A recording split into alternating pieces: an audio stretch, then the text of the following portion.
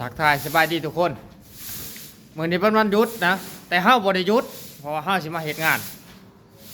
เดี๋ยวเฮาสิให้เบิ่งตั้งแต่ดาดฟ้าลงไปหอดข้างล่างเนาะนี่ภารกิจของเฮามื้อนี้ทุกคนมาพร้อมกับหัวหน้าเพิ่นนึงนี่คือชั้น3นี่เดี๋ยวทีมงานของเฮาอีกคนหนึงเป็นวันหยุดซื่อๆแต่ว่าเฮาบ่ได้หยุดวันนี้นะมันสิมีหลายห้องนี่คือชั้น3เนาะเราสิเดินลงไปให้ทุกคนเบิ่งอยู่ชั้นล่างนำอยู่ชั้น2นำของหอดข้างล่างเลยแล้วก็ภารกิจของเฮามาเฮาวันนี้จักสิฮอดใช้ทั้งหมดทันหูเลยมันยากนี่ทุกคน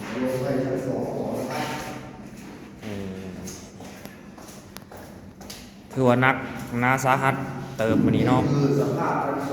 มาเบิ่งรอชมตอนต่อไปว่าผลงานของเขาสิเป็นประมาณใดนี่เรามาหอดสับลอยเตรียมโตบุกงานนักวันนี้ทุกคน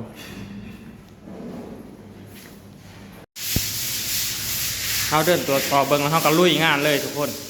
แน่เริ่มเลยวันหยุดกับวันหยุดของเขาดอกนี่ทำงานอย่างเดียวก่อนเละงานนี้ต้องเละแน่นอน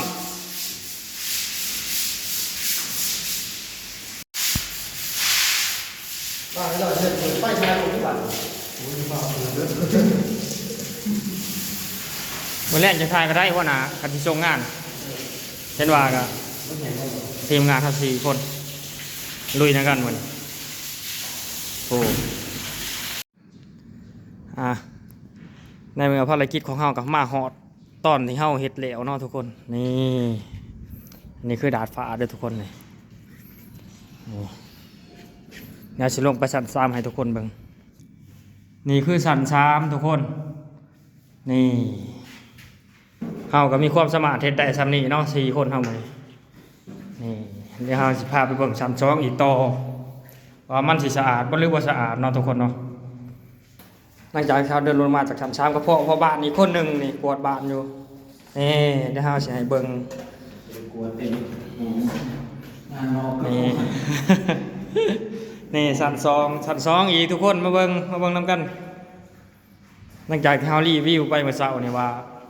บ้านมันสิสะอาดหรือบ่สะอาดเนาะนี่จากชั้น2ลงมาอีกนิดนึงเนาะทุกคนนี่กระหม่อมเกินว่าตัวนี้อันสันลอยกระเบื้องอาจจะบ่งามเพราะบันไดแล้วจะให้เบื้องข้างล่างเลยทุกคนนี่งานมาสักพักปุ๊บข้างล่างปั๊บนี่ดีมาหอดเลยทุกคนพอบ้านอีกคนนึงนี่ปวดบ้านอยู่ทุกคนแน่นเรายกโปะให้เรารอเจ้ามือนี่เพื่อภารกิจเฮ้ามือนี่สำเร็จลุล่วงไปด้วยดีเนาะนี่ครับ